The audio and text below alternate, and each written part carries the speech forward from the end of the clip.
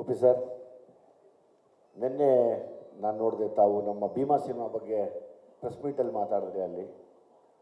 So ಆ ವಿಷಯದಲ್ಲಿ ಜಗದೀಶ್ ಗೌಡ್ರಿಗೆ ಥ್ಯಾಂಕ್ಸ್ ಹೇಳಬೇಕು. ಈ ಸಿನಿಮಾನ ಪ್ರೊಡ್ಯೂಸ್ ಮಾಡಿ ಈ ವರ್ಷದಲ್ಲಿ ಒಂದು ದೊಡ್ಡ ಹಿಟ್ ಆಗಂಗೆ ಮಾಡೋದಕ್ಕೆ. ಆ್ಯಕ್ಚುಲಿ ತಾವು ಮಾತಾಡಿದ್ರಿ, ನಾವೆಲ್ಲ ನಿಮ್ಮನ್ನು ಫಾಲೋ ಮಾಡ್ಕೊಂಡು ಬಂದಿರೋರು ಸರ್.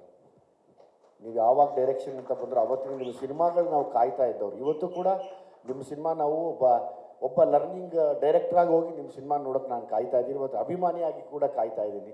100% ನೋ ಡೌಟ್ ಈ ಸಿನಿಮಾ ಈ ವರ್ಷದ ಕೊನೆಗೆ ಬಂದ್ರೂ ಸುಮಾರು ವರ್ಷ ಜ್ಞಾಪಕದಲ್ಲಿರುವಂಥ ಒಂದು ಸಿನಿಮಾ ಆಗುತ್ತೆ ಇದು. ಅದಂತೂ ವಿತೌಟ್ ಡೌಟ್ ನಾನು ಹೇಳ್ತೀನಿ. ನಾನು ನಿಮಗೆ ಕೇಳ್ತಿದ್ದೆ ಯಾವಾಗಲೂ, ಸರ್ ಡೈರೆಕ್ಷನ್ ಮಾಡಿ ಸರ್, ಜ್ಞಾಪಕ ಇದೆಯಾ ಸರ್, ಡೈರೆಕ್ಷನ್ ಮಾಡಿ ಸರ್, ಡೈರೆಕ್ಷನ್ ಮಾಡಿ ಸರ್ ಅಂತ. ಸೊ ಅವರೆಲ್ಲ ಬ್ಯುಸಿ ಇರೋರು, ಮೋಸ್ಟ್ಲಿ ಅವ್ರು ಮಾಡ್ದಾಗ ಕರೀತಾರೇನೋ ಅಂದ್ಕೊಂಡೆ. ಶ್ರೀಕಾಂತ್ ಅವ್ರ ಮೇಲೆ ತುಂಬ ಆಸೆ ಇತ್ತು, ಹೆಂಗೂ ಸಲ್ಗ ಮಾಡಿದ್ರು ಮೆತ್ತಿಗೆ ಎಳ್ಕೊಂಡೋಗಿ ಬಿಡ್ತಾರೇನೋ ಸರ್, ನಮ್ಮವರ ಸರ್ ಇವ್ರು ವರ್ಕ್ ಆಗೋದು ಬನ್ನಿ ಸರ್ ಅಂತ. ಅದು ಮಾಡಲಿಲ್ಲ ಅವರು.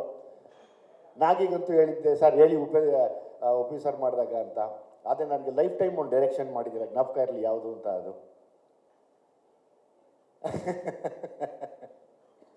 ಸೊ ನಿಮ್ಮ ಡೈರೆಕ್ಷನಲ್ಲಿ ಸದಾ ಇರ್ತೀನಿ ನಾನು ಆ ವಿಷಯದಲ್ಲಿ.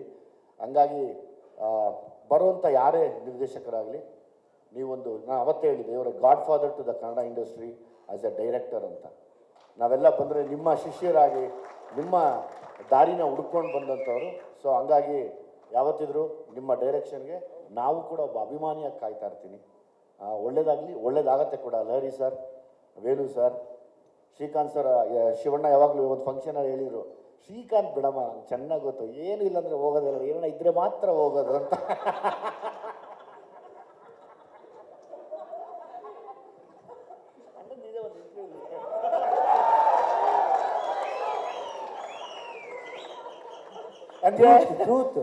ಶ್ರೀಕಾಂತ್ ಅವರು ಸುಮ್ಮನೆ ಹೋಗಲ್ಲ. ಶ್ರೀಕಾಂತ್ ಇದ್ದಾರೆ ಅಂದರೆ ಏನೋ ಒಂದು ಬೇರೆ ಲೆಕ್ಕಾಚಾರನೇ ಆಗುತ್ತೆ, ಒಳ್ಳೇದಾಗತ್ತೆ ಕೂಡ. ಒಳ್ಳೆ ಮನಸ್ಸು. ನಾಗಿ, ಪುನೀತ್ ಎಲ್ಲ ಸಿಕ್ಕಾಪಟ್ಟೆ ವರ್ಕ್ ಮಾಡ್ತಾ ಇದ್ದೀರಾ. ಉಪ್ಪಿ ಸಾರ್ನ ಅವರ ಆಲೋಚನೆಗಳು ತಕ್ಕನಾಗಿ ನೀವು ಸಪೋರ್ಟ್ ಮಾಡಿ ಇವತ್ತು ಎಲ್ಲರೂ ದೊಡ್ಡ ವಿಷಯದಲ್ಲಿ ನಿಂತಿದ್ದೀರಾ. ಈ ಸಿನಿಮಾ ಖಂಡಿತವಾಗ್ಲೂ ಸುಮಾರು ವರ್ಷ ಜ್ಞಾಪಕ ಇಟ್ಕೊಳ್ಳೋಂಥ ಒಂದು ಅದ್ಭುತವಾದ ಪ್ಯಾನ್ ಇಂಡಿಯಾ ಸಿನಿಮಾ ಆಗಲಿ ನಾನು ದೇವರಲ್ಲಿ ಕೇಳ್ಕೊತೀನಿ sir. Thank you very much.